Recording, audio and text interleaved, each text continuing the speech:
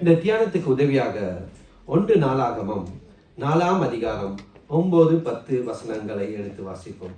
இன்றைக்கு அநேகர் எங்களுடைய வாழ்க்கையிலே ரட்சிக்கப்பட்ட நாளத்திலிருந்து ஒரு ஜெபிக்கிற ஜெபம். 1 நாளாகமம் 4ஆம் அதிகாரம் 9-10 வசனங்களை வாசிப்போம். தன் சகோதரை பார்க்கிலும் கனம் பெற்றவனாய் இருந்தான். அவன் தாய், நான் துக்கத்தோடே அவனை பெற்றேன் என்று சொல்லி அவனுக்கு யாபேஸ் என்று பெயரிட்டாள்.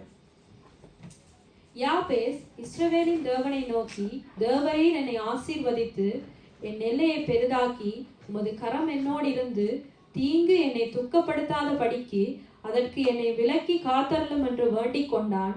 அவன் வேண்டிக் கொண்டதை தேவன் அருளினார். ஆமென். இந்த நாளிலும் யாபேசின் ஜெபம் என்ற தலைப்பில் எங்களோடு தேவ ஒரு செய்தியை பகிர்ந்து கொள்ள விரும்புகிறேன். இந்த உபவாச ஜெபம் இருக்கப்படினால் நாங்கள் ஜெபத்துக்கு முக்கியத்துவம் கொடுக்க வேண்டியதாக இருக்கிறோம். சாதாரண ஆராதனைகள் 2-3 ஜெபங்கள் எடுக்கிறோம், அதோடு முடிஞ்சு விடுகின்றது. ஊக்கமாக ஜெபிக்க எத்தனையோ ஜெபத்துக்காக எத்தனையோ பேர் அந்த தண்ணீர் இல்லாத மரம் போல, தண்ணீருக்காக இயங்குகின்ற அந்த மரத்தை போல அனாதை குழந்தைகள் எப்படி பாசத்துக்கும் நேசத்துக்கும் எத்தனையோ பேர் ஜெபத்துக்காக இயங்குகிறார்கள். ஆனால் எங்களுடைய வாழ்க்கையிலே ஜெபமே இல்லை, ஜெப குறைவு. ஜெபிக்கணும். தேவர்களே, தன் துக்கத்தை ஜெபத்தினால் சந்தோஷமாய் கொண்ட ஒரு மனிதன் தான் யாபேஸ். பாருங்க, கர்த்தர் ஜெபத்தை கேட்கிறவர் மட்டுமல்ல, அதற்கு பதிலளிக்க கூடியவர் என்பதை நிரூபித்து காட்டவர் தான் யாபேஸ். எங்களுடைய வாழ்க்கையில சொல்லலாம், நம்முடைய ஆண்டவர் ஜெபத்தை கேட்கிறவர் மட்டுமல்ல, அதற்கு ஜெபத்துக்கு பதில் அளிக்கிறவர் என்று எத்தனை பேர் சொல்ல முடியும்? ஆமென். எத்தனையோ காரியங்கள் என்னோட வாழ்க்கையில் செய்திருப்பார் நம்முடைய ஆண்டவர். நாங்கள் வெறும் கல்லையோ பொன்னையோ மண்ணையோ ஜீவன் உள்ள தேவனை நாங்கள் நீங்கள் மதிப்படைக்கிறோம். அந்த தேவன் ஜெபத்தை கேட்கிறவர் மட்டுமல்ல, அதற்கு பதில் அளிக்கக்கூடியவராய் இருக்கிறார். தன் துன்பங்கள், தன் துயரங்கள், கவலைகள், கஷ்டங்கள் அது என்னவா இருந்தாலும் தேவ பலத்தோடு துடைந்து இருந்து ஜெயம் பெற்று முடியும் என்ற ஒரு தீர்மானம் செய்த ஒரு தேவ மனிதன் தான் யாபேஸ். தேவ பிள்ளைகளே, நம்முடைய ஆண்டவர் பட்சபாதம் உள்ள தேவன் அல்ல. அன்றைக்கு யாபேசின் ஜெபத்தை கேட்டு பதில் அளித்த ஆண்டவர் நிச்சயமாய் என்னுடைய உங்களுடைய ஜெபங்களை கேட்டு பதில் அளிப்பார். ஏன்னா நானும் நீங்கள் வணங்குகிற தேவன் பட்சபாதம் உள்ள தேவன் அல்ல. தேவனர்களே, நிச்சயமாய் எங்கள் ஒவ்வொரு பதிலை கேட்டு பதில் அளிப்பார். எங்களுடைய துக்கம் சந்தோஷமாய் மாறும். எங்களுடைய கண்ணீர் எல்லாம் துடைக்கப்படும். வேதனைகளா இருக்கலாம், வியாதிகளா இருக்கலாம், எதிர்பார்ப்புகளா இருக்கலாம், ஆசீர்வாதங்களா இருக்கலாம், எல்லாவற்றையும் ஆண்டவர் சந்திப்பார். உங்களுடைய ஜெபங்களுக்கு எல்லாவற்றையும் ஆண்டவர் பதில் கொடுப்பார். உங்கள் துக்கம் எல்லாம் மறைய போகின்றது. எல்லா கவலைகளும் கண்ணீர்கள் எல்லாம் துடைக்கப்பட போகின்ற பிள்ளைகளே, நம்முடைய ஆண்டவர் நிச்சயமாய் ஜெபத்தை கேட்கிறவராய் இருக்கிறார். நாங்கள் செய்ய வேண்டியது என்ன செய்ய வேணும்? பொறுமையாய் ஆண்டவருடைய சமூகத்திலே ஜெபிக்க வேண்டும். பிள்ளைகளே, எலியா கூட நம்மை போல ஒரு பாடுள்ள மனுஷன் தானே. நம்மை போல் தான் ஆண்டவர் எலியாவையும் படைத்தார். அவர் ஜெபித்தார். தன் கார்மேல் பருவத்திலே ஒரு தனி மனிதனாக நின்று 450 பாகால் தீர்க்கதரிசிகளுக்கும் 400 எசபெல் பந்தியிலே சாப்பிடுகிற தோப்பு விக்கிரக அந்த வணங்குறவர்களுக்கும் சவால் விட்டு வானத்திலிருந்து அக்கினியை இறக்கி கர்த்தரே தெய்வம் என்று நிரூபித்தார். வானத்தை அடைத்தால் மழை பெய்யாதபடி, வானத்தை திறந்தால் மழை பெய்யும்படி, அந்த சரிபார்வா விதையின் வீட்டிலே எண்ணெய் மாவும் குறையவே இல்லை. அவரும் நம்மை போல பாடுள்ள மனுஷன். அவருடைய ஜெபத்தை கேட்டு ஆண்டவர் பதில் அளிப்பார் என்றால் நிச்சயமாய் நானும் நீங்களும் ஆண்டவரை உண்மையாய் தேடும் போது எங்களுடைய ஜெபத்தை கேட்டு அவர் பதில் அளிப்பார். தேவ பிள்ளைகளே, எடுத்து வாசிப்போம். மாற்கு 11:24. மாற்கு 11:24.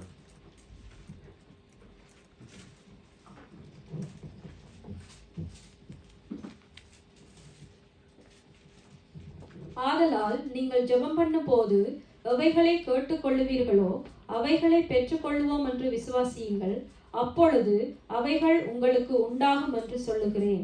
ஆமென். ஆண்டவரே சொல்லுகிறார், நீங்கள் ஜெபம் பண்ணும்போது எவைகளை கேட்டுக்கொள்வீர்களோ அவைகளை பெற்றுக்கொள்ளும் என்று விசுவாசிங்கள். இன்னைக்கு ஜெபிக்கிறோம் ஆனா விசுவாசம் இல்லை. விசுவாசத்துக்கு ஆண்டவரை இந்த தேவை எனக்கு தேவாண்டவரை இவை சந்திக்கணும்.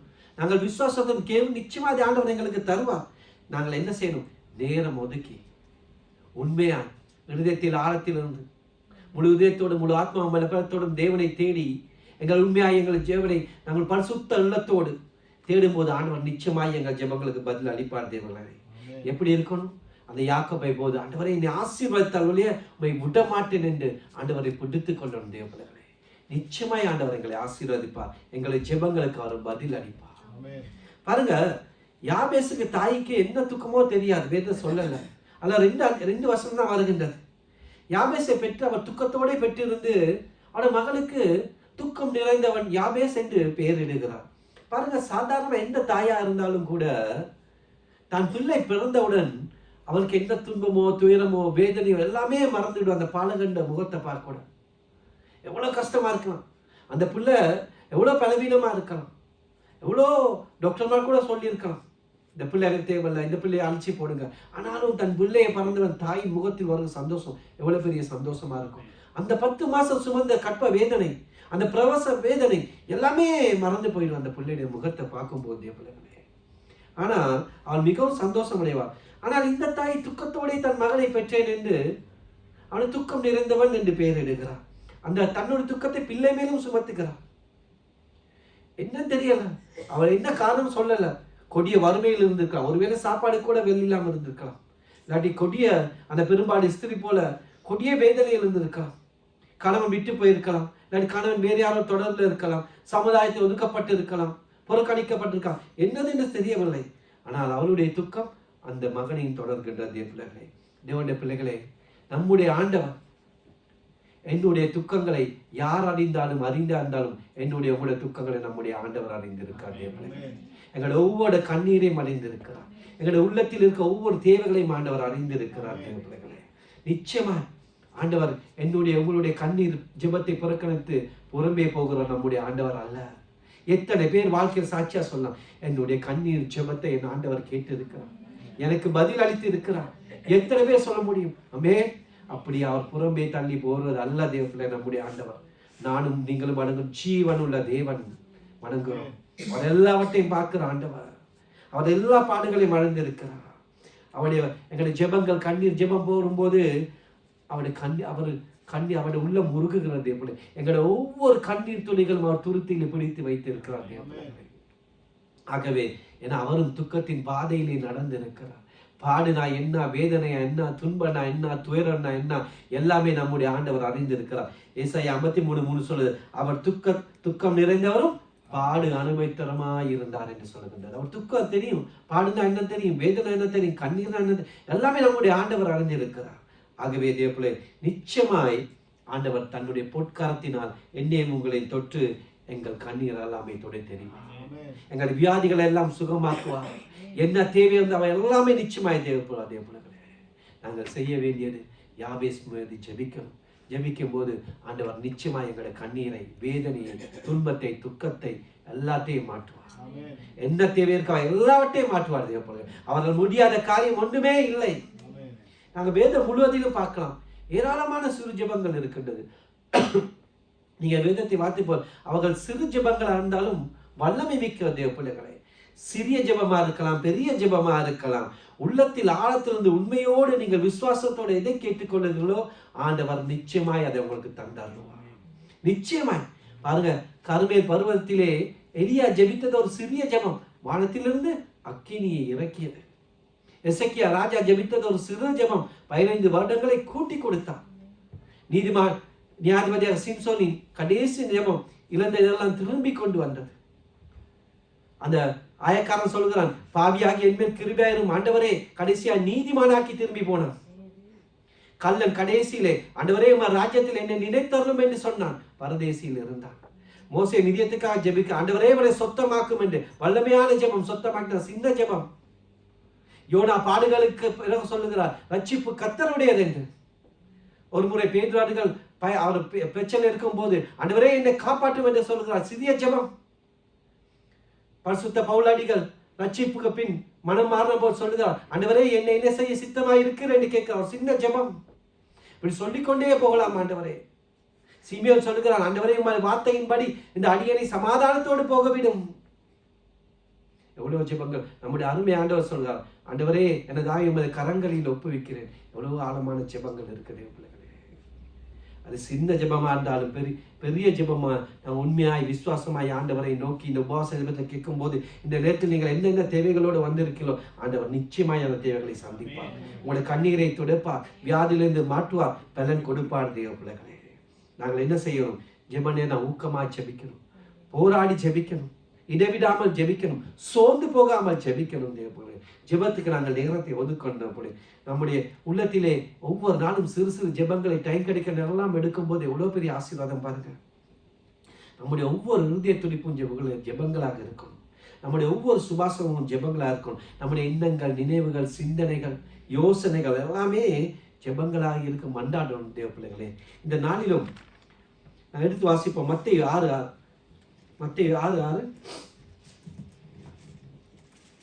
நீயோ ஜெபம் பண்ணும்போது உன் அறை வீட்டுக்குள் பிரவேசித்து உன் கதவை பூட்டி அந்தரங்கத்தில் இருக்கிற உன் பிதாவை நோக்கி ஜெபம் பண்ணு.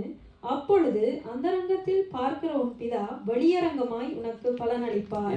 இந்த ஆண்டவர் சொல்லுகிறார். நாங்க சபையில மட்டும் பொய்க்கு கத்துவோம், அல்லேலூயா, அப்படி அந்நிய பாஷைகள் சொல்லி கத்தி அப்படி இல்லை.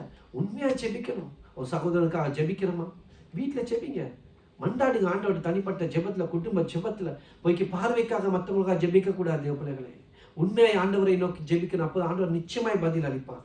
இந்த யாபேசின் ஜெபத்தை 4 பகுதிகளாக நாங்க பிரிக்கலாம். முதலாவது என்ன சொல்றார்? என்னை ஆசீர்வதியும். அந்த வசனத்தை திருப்பி போடு. முதலாவது வசனத்தை. 2வது, என் எல்லையை பெரிதாக்கும். 3வது சொல்கிறார், உன் கரம் என்னோடு இருக்கட்டும்.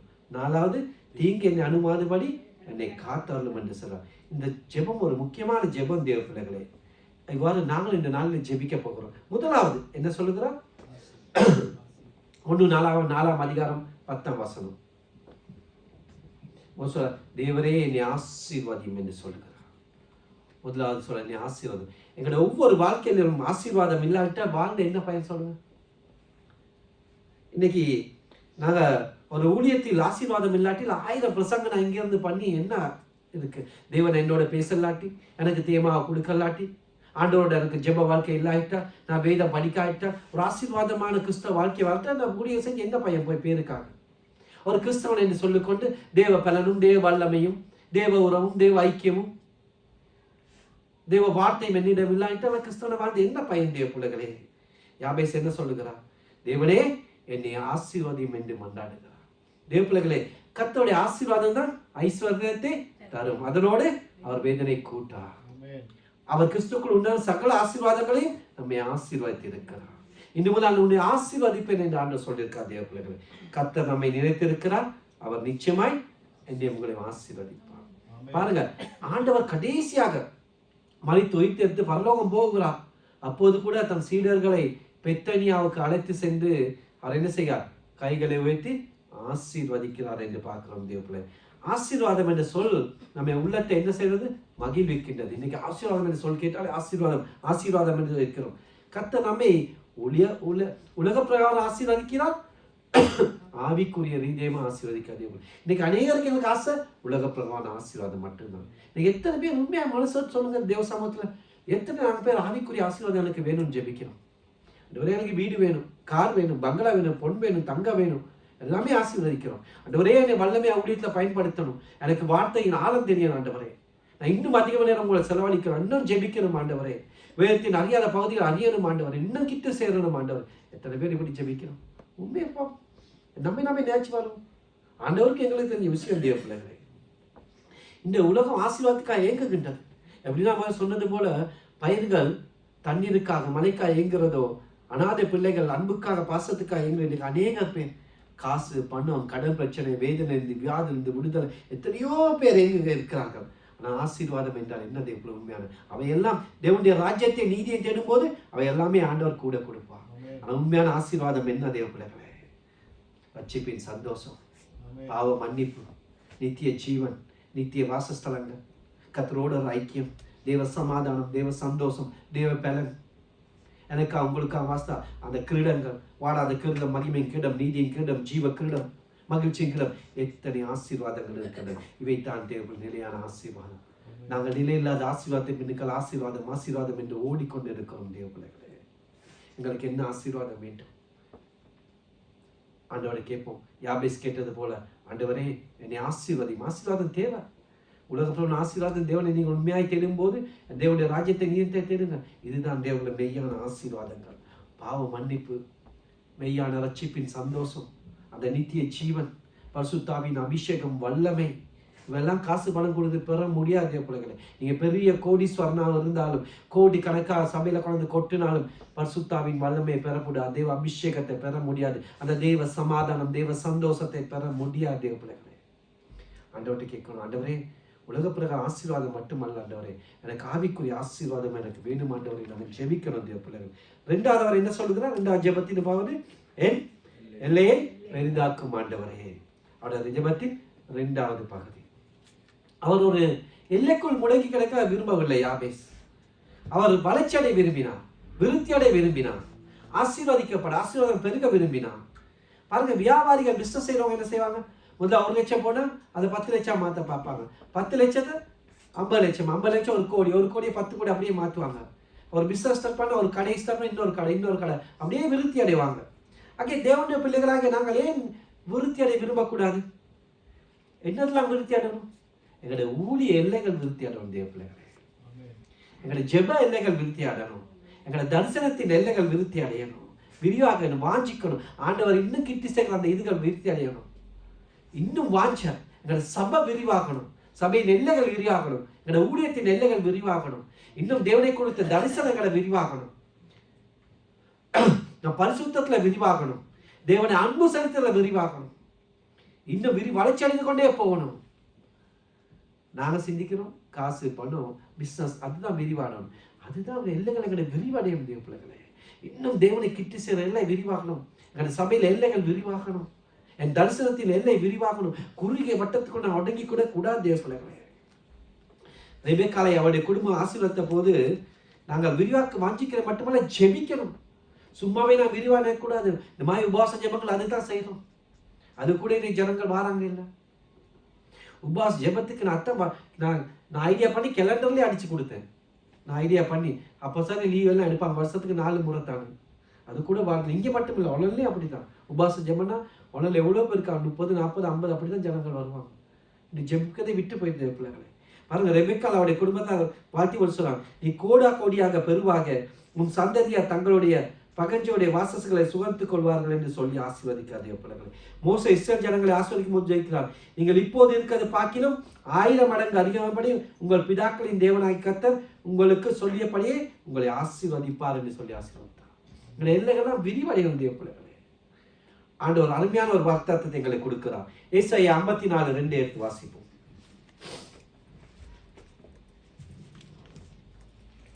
உன் கூடாரத்தின் இடத்தை விசாலமாக்கு, உன் வாசஸ்தலங்களின் திரைகள் விரிவாகட்டும், தடை செய்யாதே, உன் கயிறுகளை நீளமாக்கி உன் முளைகளை உறுதிப்படுத்து. எவ்வளவு அருமையான வாக்குத்தத்தம் தேவ பிள்ளைகளே.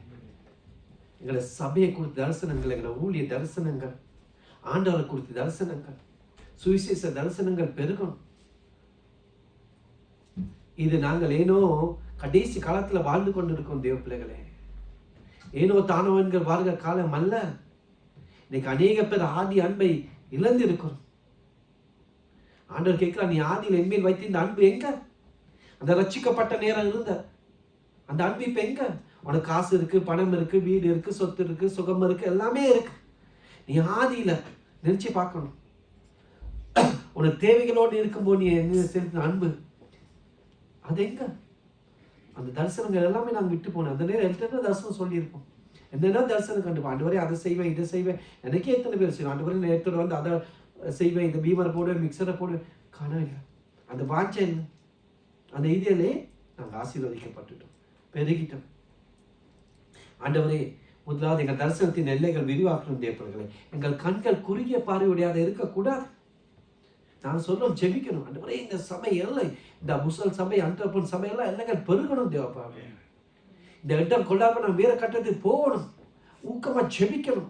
யாபேசின் ஜெபத்தை ஆண்டவரே இந்த எல்லைக்கு விரிவாகட்டும். நிச்சயம் செய்வார். யாபேசுக்கு பதில் கொடுத்த ஆண்டவர் எனக்கும் உங்களுக்கும் பதில் கொடுப்பார். அவர் பட்சபாத ஆண்டவர் அல்ல.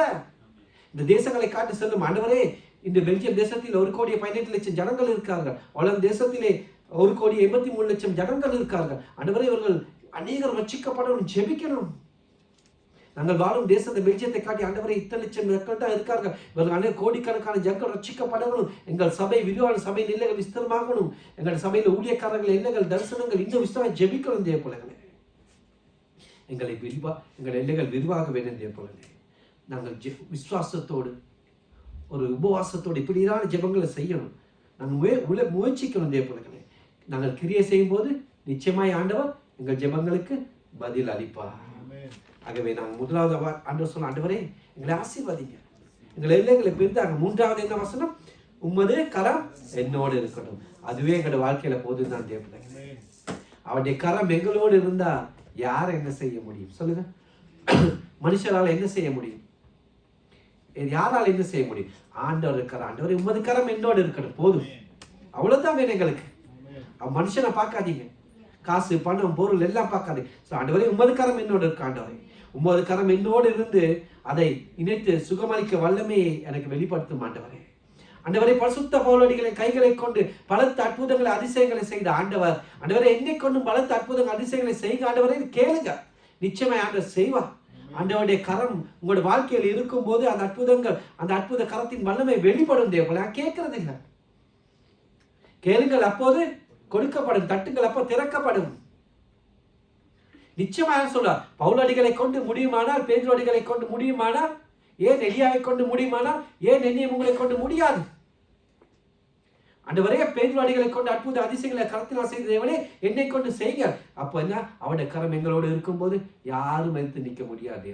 நான் சொல்றேன், எத்தனை மனுஷர்கள் உங்களுக்கு எதிராக வந்தாலும் அவருடைய கரம் மட்டும் உங்களோட இருக்கணும், எதிர்த்து நிற்க முடியாது. மனுஷர் ஓடி போவார்கள்.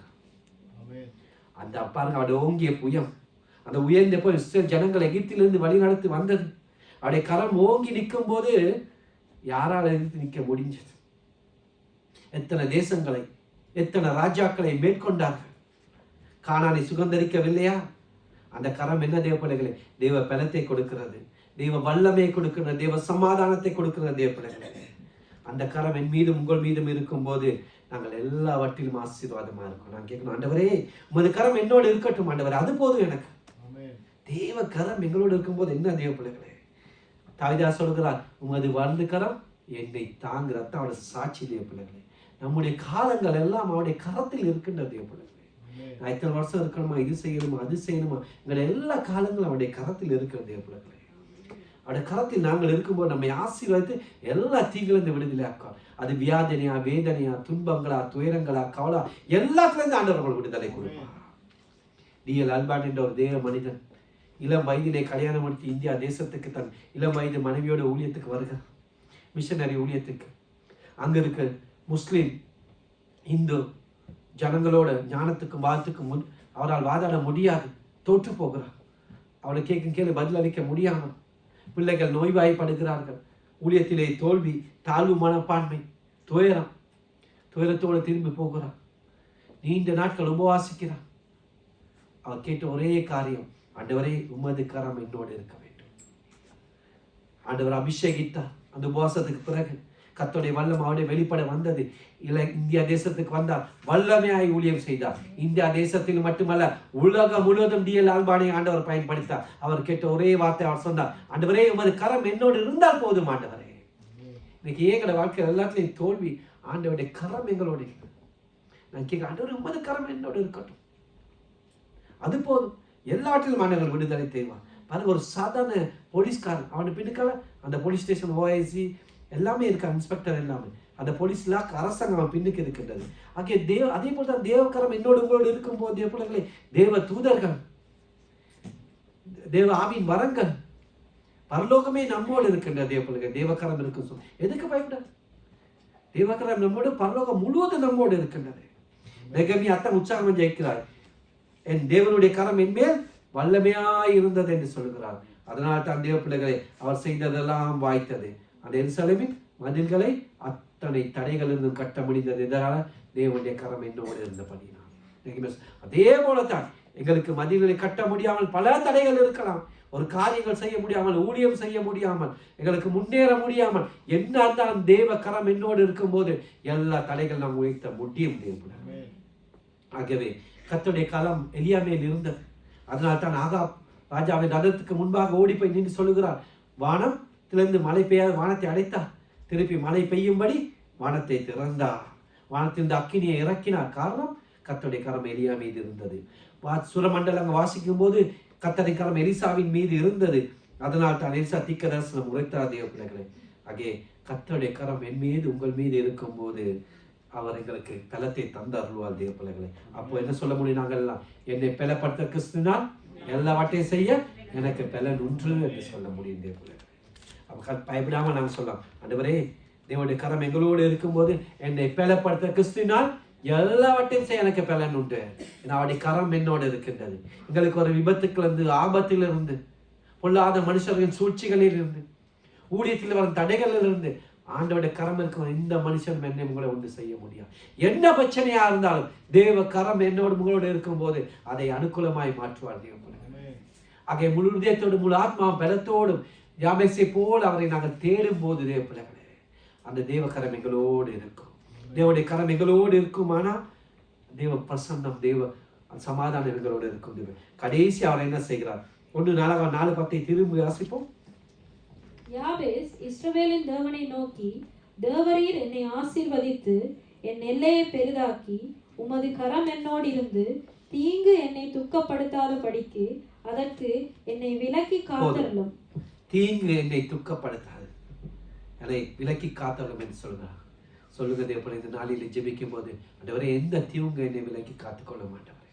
யாபேசின் தேவன் பகுதி போதும் ஆண்டவரே, இதுவரை நான் அனுபவித்த பாடுகள், வேதனைகள், துன்பங்கள், துயரங்கள், கண்ணீர்கள், கடன் தொல்லைகள், பிரச்சனைகள், நான் எதிர்பார்த்த காரியங்கள், என் உள்ளத்தில் இருந்த அந்த ஏக்கங்கள், பிரிவுகள், நான் எதிர்பார்த்த காரியங்கள், ஏதோ வேலைக்காக இருக்கலாம், அது வீசாக்காக இருக்கலாம், பிள்ளைகளுக்காக இருக்கலாம், வியாதியா இருக்கலாம், ஒரு துன்பமா இருக்கலாம், துயரமா இருக்கலாம். போதும் ஆண்டவரே, நான் நிதி வைத்த பாடுகள், வேதனை, துன்பங்கள், என் கண்ணீரின் வாழ்க்கை போதும் ஆண்டவரே. இந்த தீங்கு என்னை துக்கப்படுத்தாதபடி என்னை விலக்கி காத்தாலும் ஆண்டவரே. எனக்கு சமாதானம் வேணும் ஆண்டவரே. என் குடும்பத்தில் சமாதானம் இல்லை, என் உள்ளத்தில் சமாதானம் இல்லை. நான் வேதனையோடும் துன்பத்தோடும் எதிர்பார்ப்போடும் வாழ்ந்து கொண்டிருக்கேன்ப்பா. போதும் ஆண்டவரே, தீங்கு என்னை துக்கப்படுத்தாதபடி என்னை விலக்கி காத்தாலும். யாவே சொல்லுகிறார், துக்கம் நிறைந்தவன் என்று பெயர் பெற்றவர். ஆண்டவர் ஜெபத்தினால் மேற்கொள்ள முடியும் என்பதை அறிந்தார். தேவன் ஜெபத்தை கேட்கிறவர் மட்டுமல்ல, ஜெபத்துக்கு பதிலளிக்க கூடியவர் என்பதை அறிந்தார். அதே போல சொல்லுங்க தேவ பிள்ளைகளே, போதும் அப்பா. நான் வாழ்க்கையில் இத்தனை வருஷம் அனைத்த பாடுகள் போதும், துன்பங்கள் போதும், அவமானங்கள் போதும், நிந்தைகள் போதும், வேதனைகள் போதும். எல்லா தீங்குக்கும் எனக்கு விலங்கி என்னை காப்பாத்துங்கப்பா என்று சொல்லுங்க. நானும் நீங்களும் தீங்கு நீந்த உரத்திலே வாழ்ந்து கொண்டிருக்கிறோம் தேவ பிள்ளைகளே. அது எங்க பார்த்தாலும் கொள்ளைகள், கற்பழிப்புகள், யுத்தங்கள், மனிதனுக்கு ஜனங்களுக்கு விரோதமா, சபைகளை சகோதரருக்கு ஊழியக்காரருக்கு விரோதமா எங்க பார்த்தாலும் பிரச்சனை, யுத்தங்களின் பயங்கரம் காணுகின்றன. அணுகுண்டுகளை தயந்திருக்காங்க. ஒரு அணுகுண்டை போட்டால் அப்படியே பூமியே அழிந்து போய்விடும். அப்படிப்பட்ட தீங்கு எத்தனை விதமாக எங்களுக்கு தீங்கள் வருகின்றன. பாவங்களினால் வரும் தீங்குகள், பாதகனால் வரும் தீங்குகள், பாடுகளால் வரும் தீங்குகள், சாத்தானால் வரும் தீங்குகள், அதை குறித்து பேதுவடிகள் சொல்லுகிறார். 1 பேதுரு 5:8 வாசிப்போம்.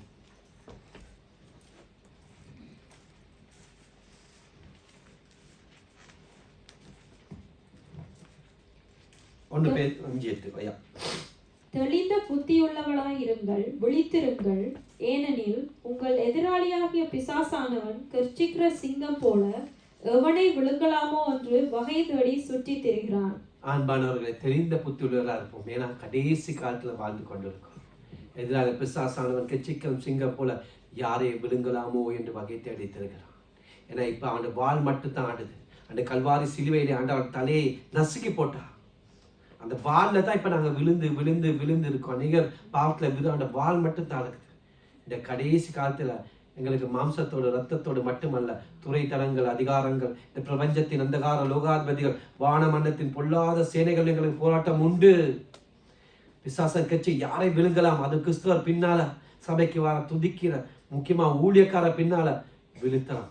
கொஞ்சம் விழுத்துறான், விட்டுட்டு போயிடுவோம்.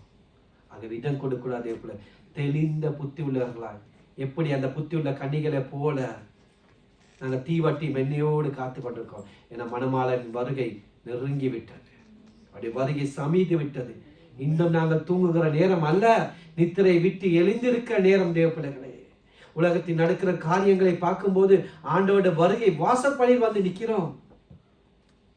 தெளிந்த புத்தியுள்ளாயிருப்போம். மோசே ஜெபிக்கிறார், தேவரீர் எங்களை சிறுமைப்படுத்திய நாட்களுக்கும் நாங்கள் துன்பத்தை கண்ட வருஷங்களை சரியா எங்களை மகிழ்ச்சியா சொல்லுங்க ஆண்டவரே. போதும், என் வாழ்க்கையில் நான் பட்ட துன்பங்கள் போதும், துயரங்கள் போதும் ஆண்டவரே.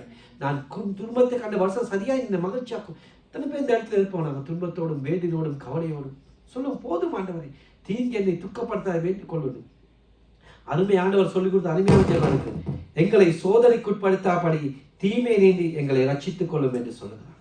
பரிசுத்த பவுல் நம்பிக்கையோடு சொல்லுகிறார், கர்த்தர் எல்லா தீமையை ரட்சித்து நம்முடைய ராஜ்யத்தை அடையும்படி அவர் காப்பார். அன்பானவர்களே பாருங்க, கோழி குஞ்சுகள், இந்த கோழி வந்து தன் குஞ்சுகளை காப்பாற்றிக்கொள்ள என்ன செய்யும்னா, அதுக்கு ஆபத்து வரும்போது முதலே அந்த கோழிக்கு தெரியும். அதாவது பருந்தோ வல்லொருவோ வேற மிருங்களோட இருந்து அதை உடனே சிக்னல் கொடுத்து கோழி குஞ்சுகள் என்ன சாயின் சேட்டைக்குள்ள வந்து இருக்கின்றது. அந்த தீங்கு கடந்து போகும் அதுக்குள்ள அந்த சேட்டைக்குள்ளே தான் குஞ்சுகளை வைத்திருக்கும். அதே போல தான் தேவர்களே, நாங்கள் எங்களுக்கு தீங்கெல்லாம் வரும்போது நாங்கள் என்ன செய்ய வேண்டியதுன்னா, அன்புள்ள கர்த்தரின் சேட்டைக்குள்ள ஓடி போயிடுவோம். அதான் நமக்கு அடைக்கலாம், வேற ஒன்றுமே இல்லை. மனுஷனை நம்பி போகாதீங்க, உலகத்தை நம்பி போகாதீங்க. காசு பணம் ஒன்று எல்லாமே எங்களை கைவிட்டு விடுவாங்க. பிள்ளைங்களே, எங்களுக்கு தீங்கு வருதா, பிரச்சனை வருதா, வேதனை இருக்கா, துன்பம் இருக்கா, வியாதி இருக்கா, கர்த்தருடைய சேட்டைக்குள்ள போங்க. சேட்டை கொடுத்தா நமக்கு நிழல் இருக்கிற தேவ பிள்ளைகளே. தீங்கு வரும்போது உன்னதமான மறைவுக்குள் வந்துங்க, அவருடைய சேட்டை அடைக்கலை போகுதுங்க. அவர் சிறுகளாலே எங்களை மூடுவார், அவர் சேட்டைக்கிலிருந்து அடைக்கலம் உண்டு தேவ பிள்ளைகளே. கடைசி அடுத்து வாசிப்போம் நீதிமொழிகள் 19:23. நீதிமொழிகள் 19:23. கர்த்தருக்கு பயப்படுதல் ஜீவனுக்கு ஏதுவானது, அதை அடைந்தவன் திருப்தி அடைந்து நிலைத்திருப்பான். பாருங்க, தீமை அவனை அணுகாது. எவ்வளவு நாள் கர்த்தருக்கு பயப்படுதலே ஜீவனுக்கு ஏதுவானது. அதுதான் அவர்கிட்ட போயிடுவோம், அவர்கிட்ட ஓடி போடுவோம். பிரச்சனை வருதா, தீங்கைகளான அவர்கிட்ட தான் நம்ம ஓடணும். அதை அடைந்தவன் திருப்தி அடைந்து நிலைத்திருப்பான், தீமை அவனை அடங்காது. அந்த சேட்டைக்குள்ள தான் தேவனை ஓடணும். இன்னைக்கு ஏன் எங்களுக்கு பிரச்சனை வாழ்க்கையில? அவருடைய சேட்டைக்குள் இல்லை, அவருடைய அடைக்கலத்துக்குள் இல்லை, எங்கெங்கயோ ஓடுறோம். கடைசியில் முடியாத ஆண்டவரத்துல வாழும். ஆண்டவரே, எனக்கு இந்த பிரச்சனை, அந்த பிரச்சனை, எனக்கு குழந்தை இல்லை ஆண்டவரே, எனக்கு வியாதி ஆண்டவரே, வேதர் ஆண்டவரே, எனக்கு வீசா இல்லை ஆண்டவரே, எல்லாம் முடிஞ்சுதான் கடைசியில் ஆண்டவன். தேவப்பிள்ளைகளே, நாங்களும் எங்கள் குடும்பமும் எங்கள் சபையில் ஒவ்வொரு குடும்பமும் கிறிஸ்துவின் மறைக்குள் இருக்கிறோமா? கிறிஸ்துவின் காயங்களுக்குள் மறைந்து இருக்கிறோமா? அவருடைய இரத்த கோட்டைக்குள் இருக்கிறோமா? அவர் நாங்கள் மறைந்து கொள்ள அப்பதான் அக்கின பாதுகாப்பா தேவப்பிள்ளைகளே. அத்த சங்கீதக்காரன் சொல்ல, கர்த்தர் உன்னை எல்லா தீங்குக்கும் விலை காப்பா, அவர் உன் ஆத்மாவை காப்பார் என்று சொல்லுகிறார். தேவ பிள்ளைகளே, தீங்கு நிறுத்த தெய்வீக பாதுகாப்பு எங்களுக்கு அவசியம். நான் பொல்லாத உலகத்தில் வாழ்ந்து கொண்டிருக்கோம். கடைசி கொட்டிய காலத்தில் வாழ பிசாசான் கட்சிக்கும் சிங்கம் போல யாரை விழுங்கலாமோ என்று பார்த்து கொண்டிருக்கிறோம். எங்களுக்கு விதமாக துறைத்தனங்கள், அதிகாரங்கள், மாம்சத்தோடு இரத்தத்தோடு வேறு போராட்டம், பிரபஞ்சத்தின் அந்தர்வாக லோகாதிபதிகள் வானமடித்து பொல்லாத சேனைகள் போராட்டம் உண்டு. பாருங்க, வரும் 4 காரியங்களை கேட்கிறார். அதற்கு அருமையாய் தேவன் பதில் கொடுக்கிறார். அவர் ஜெபத்தை கேட்கிறவர் அல்ல, ஜெபத்துக்கு பதில் அளிக்கிறார் என்று சொல்லலாம். 1 நாளாகமம் 4:10 கடைசி வசனம் மட்டும் வாசிப்போம். அவன் வேண்டிக் கொண்டதை தேவன் அருளினார். ஆமென். அவன் வேண்டிக் கொண்டதை தேவன் அருளினார். நிச்சயமா இந்த இடத்தில் நீங்கள் எதை வேண்டிக் கொள்ளுகிறார்? நிச்சயம் அவர் சொல்ல, ஆண்டவரே என்னை ஆசீர்வதியும், என் எல்லையை பெரிதாக்கும், தீங்கு என்னை அணுகாதை காத்துக்கொள்ளும், உமது கரம் என்னோடு இருக்கட்டும். என்ன சொல்ற கடைசியில? அவன் வேண்டிக் கொண்டதை தேவன். எத்தனை பேர் விசுவாசிக்கிறீங்க? நாங்கள் வேண்டிக் கொண்டது ஆண்டவர் அருள்வார். அவர் பட்சபாதம் உள்ள தேவன் அல்ல. இந்த இடத்துல எங்கள் பிள்ளைகளை கொடுத்து கவலை இருக்கலாம், ஆண்டவர் நிச்சயமாய் அதை தீர்ப்பார். எங்கள் உள்ளத்துல என்னென்ன தேவைகள் இருக்கோ, பலவீனமோ, வியாதியோ, வேதனையோ, பிள்ளைகளை கொடுத்த கவலையோ, கணவனை கொடுத்தோ, ரெண்டு ஊழியர்களை கொடுத்தோ, யார்ட கவலை ஆண்டவர் நிச்சயமா விடுதலை கொடுப்பார். விசுவாசிங்க. செத்து போன கற்பத்திலிருந்து குழந்தையை உருவாக்கி கொடுத்த தேவன் அல்லவா தேவ பிள்ளைகளே? அன்னாளின் கண்ணீரை கண்ட தேவன் அல்லவா தேவ பிள்ளைகளே? நம்முடைய கண்ணீரை காணாமல் இருப்பாரா? ஆகாரின் கண்ணீரை துடைத்த தேவன் அல்லவா? அந்த தேவன் அவன் வேண்டிக் கொண்டதை கொடுத்தார். யாபேசின் ஜெபத்தை வெறும் ஜெபமாக நின்று விடாமல் கடைசிக்கு பாருங்க, ஆண்டவர் அதுக்கு மறு உத்தரவு கொடுக்கிறார். அதில் அத்த கத்தை எழுதி வச்சுக்க. அதே போல நான் அது பண்ண இருந்தாலும் நம்முடைய ஆண்டவர் ஜெபத்தை கேட்கிறவர் மட்டுமல்ல, ஜெபத்துக்கு பதில் அளிக்கிறார். ஜாபத்தின் ஜெபம் எவ்வளவோ நமக்கு ஒரு புத்துணர்ச்சியை தட்டி இருப்பதை பாருங்க, உற்சாகப்படுத்துகிறது. நீங்க அநேகருக்காக ஜாபத்தை 1 நாளாகமம் அந்த 4ஆம் அதிகாரத்தை வாட்சி பாருங்க. அது ஒரு ஸ்டோரி. அவருடைய மகன், இவருடைய மகன், இவருடைய மகன். அவர் வாட்சி போது கடைசியில திடீரென்று வந்து வம்ச வரலாறு இல்லாத யாபேச கூட நிறுத்துகிறார். என்னென்னு தெரியுங்க, அவர் பிரபுவோ ஒரு நியாதிபதியோ ராஜாவோ இல்லை. அவர் சகோதரர்களுக்குள்ளே கனம் பெற்றிருந்த ஒரு சாதாரண மனிதன், ஆனா துக்கம் நிறைந்தவன். பாருங்க, வேதனையோடு இருந்தார். தாய் கூட துக்கம் நிறைந்தவன் என்று பெயரிட்டு இருக்கார். அந்த துக்கம் நிறைந்தவர், அந்த உள்ளத்தில் துக்கம் பீறிட்டு வந்து தாங்க எத்தனையோ பேர் இருக்கலாம். அவ்வளோ பாடுகள் வேதனையை கடந்து வந்திருக்கலாம். ஆனா அவருடைய அந்த கண்ணீர் ஜெபத்தை, யாபேசின் கண்ணீர் ஜெபத்தை கேட்ட உடனே ஆண்டவர் அதுக்கு பதில் அளித்தார். என்னுடைய ஆண்டவர் கிருபை உள்ள ஆண்டவராக இருக்கிறார். அல்லேலூயா. அவர் நிச்சயமாய் நம்ம வேண்டிக் கொண்டதை கொடுப்பார். தேவப்பிள்ளைகளை, தேவன் பட்சபாதம் இல்லாத தேவன். தேவத்தில் நிச்சயமாக இன்னைக்கு நாங்கள் ஜெபிக்கும் போது நீங்கள் எந்த தேவையை ஜெபிக்கணும் அதை உங்களை நிச்சயமாய் தருவார். மோசே வேண்டிக் கொண்டார். ஜனங்கள் போகிறார்கள் வனாந்திரத்திலே, சிவந்த சமுத்திரம் முன்பாக வந்து நிற்கிறார்கள், போக முடியாது. ஏன்? பார்வோன் சேனை பின்தொடர்ந்து கொண்டு வருகின்றது. எந்த பக்கம் இங்கிட்டு சீனாய் மலை, இங்கிட்டு சீனாய் மலை, இங்கிட்டு சிவந்த சமுத்திரம், பின்னுக்கு 4 பக்கமும் சூழ்ந்திருக்கின்ற பிரச்சனை, எங்கேயுமே ஓட முடியாத சூழ்நிலை. மோசே ஆண்டவரை நோக்கி பார்க்கிறார். ஆண்டவர் சிவந்த சமுத்திரத்தை உடைத்து அவர்களை போக வழி செய்தார். பார்வோன் சேனைகளை மலங்கடித்தார். தேவனே, அதே போல எங்களோட வாழ்க்கையிலே எங்கேயுமே ஓட முடியாது. ஆண்டவரே, எனக்கு எந்த பிரச்சனை, அந்த பக்கம் போயிடலாம், இந்த பக்கம் போகலாம், இந்த பக்கம் போகலாம், தீர்வே இல்லை ஆண்டவரே என்று சொல்லுங்களா? அந்த செங்கடலை பிடித்து புது வழியை உண்டாக்கின ஆண்டவர், அந்த எதிரியான பார்வோனை மலங்கடித்து புதிய வழியை உருவாக்கின தேவன் உங்கள் வாழ்க்கையிலும் செய்ய முடியாத காரிய புதிய வழியை உருவாக்கி தருவார். தேவப்படுது, விசுவாசிங்க, ஜெபிங்க, நிச்சயமாய் ஆண்டவர் செய்வார். இன்னைக்கு அநேக வாழ்க்கை மாறாவா இருக்கலாம். கண்ணீரும் வேதனையும் துன்பமும் சொல்ல முடியாது, பேருக்கு சிரிச்சு கொண்டிருக்கலாம். ஆனால் அன்று மாறாவின் தண்ணீரை மதுரமாய் நம்முடைய ஆண்டவர் மாற்றினாரா அல்லவா? மாற்றினார். நிச்சயமாய் இந்த உங்களோட ஒவ்வொரு மாறாவையும் ஆண்டவர் மதுரமாய் மாற்றுவார். உங்கள் கண்ணீரை துடைப்பார். அவர் ஜெபத்தை கேட்கிற தேவன். தேவ பிள்ளைகளே, அவன் வேண்டிக் கொண்டதை தேவன் கொடுத்தார். தேவ பிள்ளைகளே, அதே போல சொல்லுங்க, மோசே சொன்னது போல, ஆண்டவரே உமது சமூகம் எங்களோட வராது போனால், ஆண்டவரே எனக்கு இந்த வனாந்திரம் போதும். ஆண்டவருடைய சமூகம் தான் தேவ எங்களுக்கு வேணும், வேற ஒன்றுமே தேவை. அதை கேளுங்க. மோசே ஜெபித்தது போல, ஆண்டவரே பாலும் தேனும் ஓடுகிற அந்த கானான் தேசம் தேவலை, அங்க நீர் வேலை, எனக்கு என்ன ஆண்டவரே வேலை, நீர் வரணும் ஆண்டவரே, நீரில் கிடைந்த எனக்கு சந்தோஷம் ஆண்டவரே, நீரில் கிடைந்த ஆசீர்வாதம் ஆண்டவரே. மோசேல ஜெபத்துக்கு ஆண்டவர் பதில் அளித்தார். உன்னோடு வருவேன் என்று சொன்ன சமூகம் உனக்கு முன்பாக செல்லும் என்று சொன்னோம். நிச்சயமாய் நாம கேட்கும் போது அவருடைய சமூகங்களுக்கு முன்பாக தேவனுடைய குழந்தை செல்வத்துக்காக அன்னாள் மன்றாடினான். எவ்வளவு நிந்தனைகள், எவ்வளவு பாடுகள், அவமானப்படுத்தினான். ஆனா அந்த மன்றாட்டை கேட்டாரா? அருமையுள்ள சாமியிலே கொடுத்தாரா? அதற்கு கூட குழந்தைகளை கூடி கொடுக்கவில்லையா? நம்முடைய ஆண்டவர் அப்படிப்பட்ட ஆண்டவர். அந்த அன்னாளின் கண்ணீரை கேட்ட ஆண்டவர் உங்களுடைய கண்ணீரை பார்க்காமல் இருப்பாரா? நம்முடைய ஆண்டவர் பட்சபாதம் உள்ள ஆண்டவர் அல்ல. தேவ பிள்ளைகளே, யாபேசின் துக்கத்தை சந்தோஷமாய் மாற்றின ஆண்டவர் உங்களுடைய துக்கத்தை சந்தோஷமாய் மாற்றுவார்.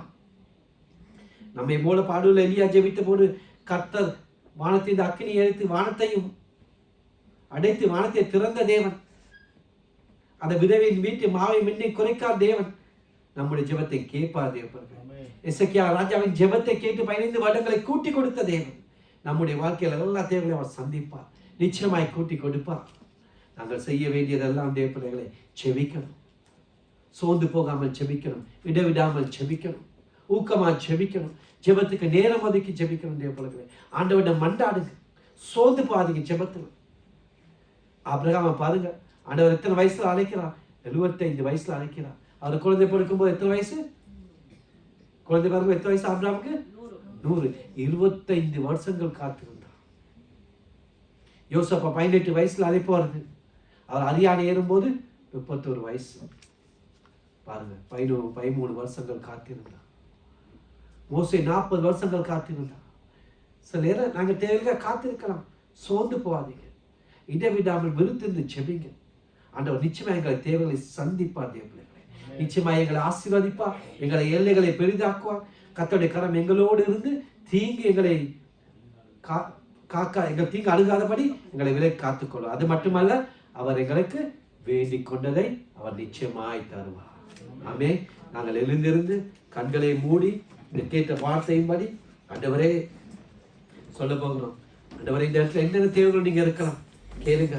அப்பா, அந்த யாபேசின் ஜெபத்தை கேட்டு ஆண்டவரே நீங்க ஆசீர்வாதத்தை ஜெபன் ஆண்டவரே, அந்த யாபேசின் ஜெபத்துக்கு செவி கொடுத்த ஆண்டவர். ஆண்டவரே, அவர் எவ்வளவு துக்கமோ பாடுமோ வேதனையோ கண்ணீரோடு இருந்தாங்க தெரியல ஆண்டவரே. அந்த ஒவ்வொரு ஜெபங்களை கேட்டு அதுக்கு பதில் கொடுத்த ஆண்டவர். ஆண்டவரே, இந்த இடத்தில் நீங்கள் எந்த பாடுகள், வேதனை, துன்பங்கள், எதிர்பார்ப்பு, குழந்தைக்காக இருக்கலாம், வேலைக்காக இருக்கலாம், விசாக்காக இருக்கலாம், வியாதிக்காக இருக்கலாம், மன அமைதிக்காக இருக்கலாம், ஊழிய தேவையா இருக்கலாம், பொருளாதார தேவையா இருக்கலாம், கடன் தொல்லையா இருக்கலாம், எந்த தேவையும் அதை ஆண்டவர்கிட்ட சொல்லுங்க. ஆண்டு யாபேசின் ஜெபத்தை கேட்டு அவரை ஆசீர்வதித்து அவருடைய எல்லையை பெரிதாக்கி அவருடைய கரம் அவரோடு தீங்கு அணுகாதபடி காத்து அவருடைய ஜெபத்துக்கு பதில் கொடுத்த ஆண்டவர் நிச்சயமாய் அவருடைய ஜெபத்துக்கு பதில் கொடுப்பார். நம்முடைய ஜெயவன் பட்சபாதம் உள்ள தேவன் அல்ல. ஆய கேளுங்க, ஆண்டவரே அப்பா, அந்த யாபேசின் ஜெபத்தை ஆண்டவரே நீ பதிலளித்த தேவன், பட்சபாதம் உள்ள தேவன் ஆண்டவரே. நானும் இந்த தேவையோடு இருக்கேன் ஆண்டவரே. என்னை ஆசீர்வதியும் ஆண்டவரே. எனக்கு மனசம்பாதானம் வேணும் ஆண்டவரே. நான் சந்தோஷத்தை இழந்தபடி இந்த இடத்தில் இருக்க ஆண்டவரே. வேதனையோடு இருக்க ஆண்டவரே. துன்பையோடு இருக்க ஆண்டவரே. கவலையோடு இருக்கிறேன் ஆண்டவரே. என்னால் முடியாதப்பா, இனிமேல் போதும் ஆண்டவரே. நான் பற்ற பாடுகளுக்கும் என் வாழ்க்கையில் சமாதானம் இல்லை ஆண்டவரே. என் வாழ்க்கை முழுக்கான பிரச்சனை, கடன் தொல்லை, வேதனை என்னை அவமானப்படுத்துகிறார்கள். என் வாழ்க்கையை நான் எதிர்பார்க்க காரியம் ஒன்றுமே நடக்கதில்லை. நான் எத்தனை வருஷம் இப்படி அழுது கொண்டு இருப்பேன் அப்பா.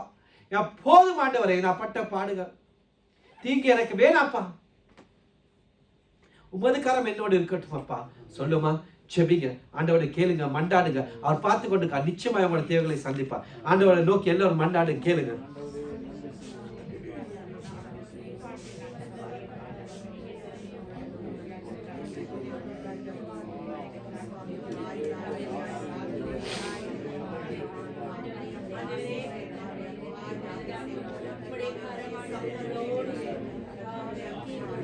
நாளை